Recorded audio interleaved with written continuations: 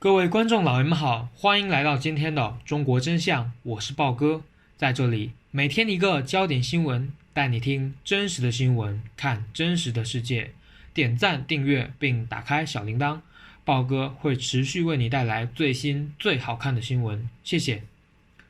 今天美国的增速依旧没有变慢，新增确诊2万多，新增死亡2000多，累计67万人确诊，3万3000人死亡。而昨天，美国有4246人死于新冠病毒。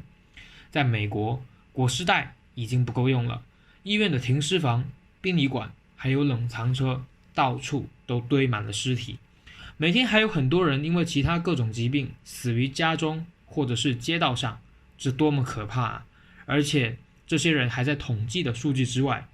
他们只能被裹尸袋装起来，集中埋掉。这简直就是活脱脱的现实版的人类清除计划。由于新冠死亡人数远远超过了医院的殓房容量，政府不得不在拥有美国最大公墓的哈特岛上挖出了长长的壕沟，埋藏那些无人认领的遗体。这场面我只在美剧《切尔诺贝利》里面看过。美国人笔下的苏联政府正是这么掩盖真相、欺骗民众、草菅人命的。他们把一具具的尸体集中掩埋，浇上水泥，以防止辐射的污染。在纽约，美国人差不多就是这么处理尸体的。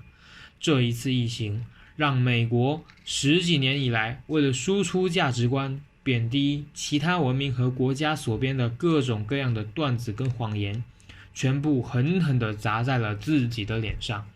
而他们所鼓吹的各种优势，人权民主、自由公开、透明高效、三权分立和舆论监督，却一个都没有见到，只有谎言和甩锅以及政治化。时间回溯回到1900年庚子年，由于晚清政权的进退失据过度冒险，东南各省不理王的诏书，与列强达成了协议，避免战争局面，史称东南互保。此举使得清朝廷颜面扫地，革命势力得到发展。10年的左右时间，帝国就灭亡了，国内群雄并起，逐渐进入了军阀割据时代。直到1949年新中国建立，才结束了各种各样的混乱。120年后的今天，美国在疫情的压力下，由于联邦政府昏聩无能，坐失长达2个多月的防治良机，酿成了这几乎不可收拾的惨剧。然而，大总统特朗普仍然不愿采纳专家之言，脱离实际，坚持要进行全面的复工的经济冒险计划，并让女儿女婿在幕后操纵内阁。在此政治背景和求生本能驱动下，美国东北各州决定采取联合行动，实施东北6州的互保方案。讲到这里，请各位听众再联系一下晚清政府的东南互保，是不是觉得这一幕似曾相识呢？4月13日，由纽约州州长科莫牵头，美国东北6州纽约、新泽西、康涅丘格、宾夕法尼亚、罗德岛和特拉华州组成了一个命运共同体。该6州通过95号公路和铁路联系在了一起，在经济上进行不可分割，互保势在必行。科莫在昨天下午与其他5位州长举行了电话会议，宣布成立联合工作小组，每州各派1名代表，共同规划如何本地区的防疫和经济工作。各位总督在发言中一致表态，我们完全接受科莫的领导，言外之意就是我们不接受某某某的领导。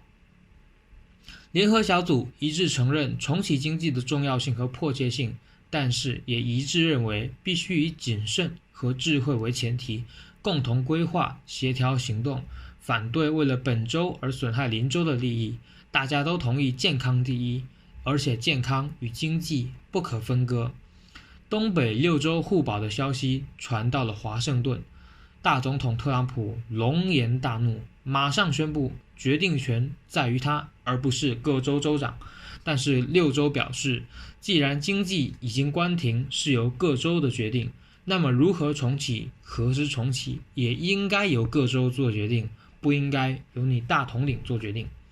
科莫把话说得非常的强硬，他今天在电视采访中回应称，我完全不同意特朗普的言论，我们的联邦宪法写得非常清楚，我们只有选出来的总统，美国不存在国王，也不想要国王，否则就该称华盛顿国王，而不是总统。联邦宪法是用来平衡联邦和各州的关系。东北6州既然以科莫为马首是瞻，态度已经非常明确，不再接受特朗普政府的瞎指挥。你天天喊着经济重启，然而是否复工，各州有自己的想法和判断。就在东北6州互保的同时，美国西部3州加利福尼亚州、华盛顿州、俄勒冈州也在政府官网上宣布达成了西部州条约，我们称之为 WSP。 加州纽森总督将督办西部军务、医务、粮草等诸多大事。加州的大事可能比东北6州更为复杂。其实在这次疫情之前，加州要独立已经嚷嚷了好几年，疫情的确让加州独立的势力更有理由推动独立运动。德州、夏威夷当然也有这种想法，剧本接下来怎么演还不知道。美国的武昌城第一枪将在哪里打响也不知道。其实如果有一天你醒来发现美国解体了，千万不要惊讶。11月大选看来其实已经不仅仅是民主党和共和党之争了，而是保皇派与自由派的决斗，也就是美国会不会分裂。特朗普这边则忙着架空彭富帅领导的防疫指挥部，还处心积虑搞出一个复工委员会，也就是经济工作小组。还有就是一些企业的大佬们，由于外界压力过大，虽然这份名单并不一定实现，特朗普也有可能拿掉女儿和女婿转到幕后。但是问题就是，这个被特朗普吹得牛逼哄哄的复工委员会居然没有一位公共卫生领域的专家，这让美国媒体集体忧虑，说我们的命运将要掌握在一帮蠢货的手里。他看起来更像是一个皇族的内阁，只要听话不要专业。其实啊，现在美国的疫情严重性已经远远超出了特朗普的预料和控制范围，我们在开头就已经说了。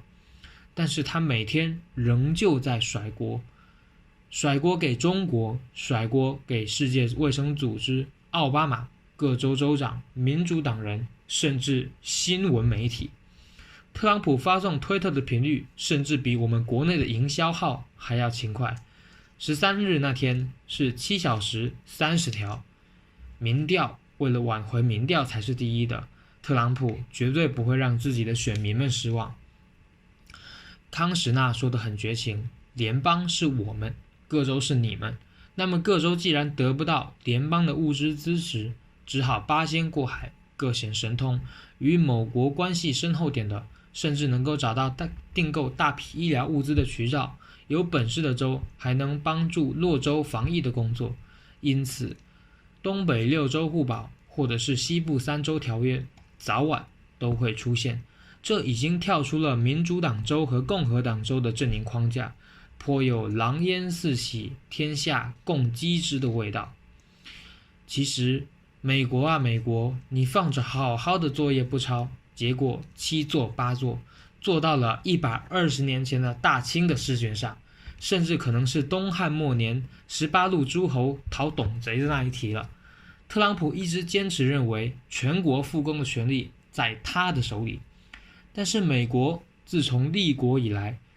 各州的权力一直都很大，而且从美国的法律上来说，联邦政府的权力远比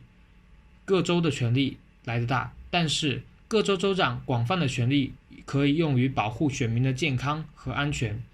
第二，特朗普自己从未宣布全国封锁，所以他现在也没有办法下令全国重新开放。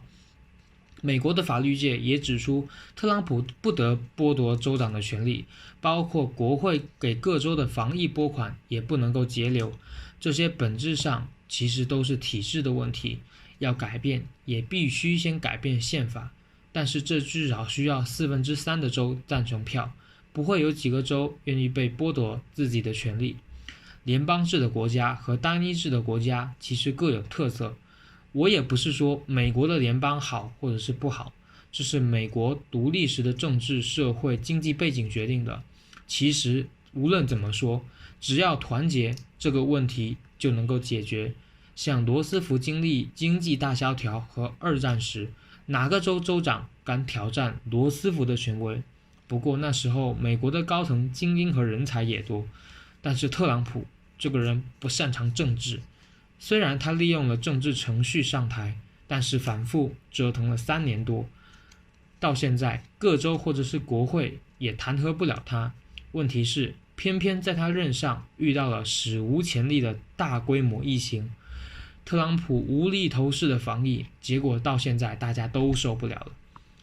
他作为3军的总司令，那么美国军队呢？罗斯福号的舰长为官兵禁言，结果被羞耻式的革职。虽然海军部长也辞职以平息舆论，但是航母也因此纷纷趴窝，说明了五角大楼的治军水平。特朗普由此炒掉了马蒂斯，其实并不是由于原则的问题，而是阿富汗和叙利亚的驻军问题。结果换上了一个听话的临时工，现在连美国的潜艇基地都有人感染了。基策普、班戈核潜艇基地有4名海军士兵感染，这些都是绝密级的单位，也受到影响。这也说明病毒早就在美国的本土存在。那么怎么办？战略的任务还是得执行。其实暗夜，一艘美国的核潜艇就一直在中国的南海附近的深海里静默潜游，鬼鬼祟祟。突然舰长收掉一条无线电，上来吧，隔离14天，你们就还有救。来自于中国人民海军。美舰长大惊，共军深海侦察都这么厉害了，回电是你们怎么知道的？中国人民海军回电，渔民捕鱼说听到水下咳嗽声很厉害，把鱼儿都吓跑了，赶紧上来吧。当然这是一个笑话，可是人心散了，队伍就不好带了。更让特朗普恼怒的是，东北6州互保，几个州长事先没有与白宫进行过沟通，简直就像一场密谋，一场造反。美国强调没有总统的命令，各州什么也不能做，暗示纽约等州行为形同造反，居然不把总统放在眼里。不过州长们抱团是一回事，民众是否支持特朗普是另外一回事。特朗普满嘴跑火车，就是想混淆是非，聚集人气，赌一把，再做4年。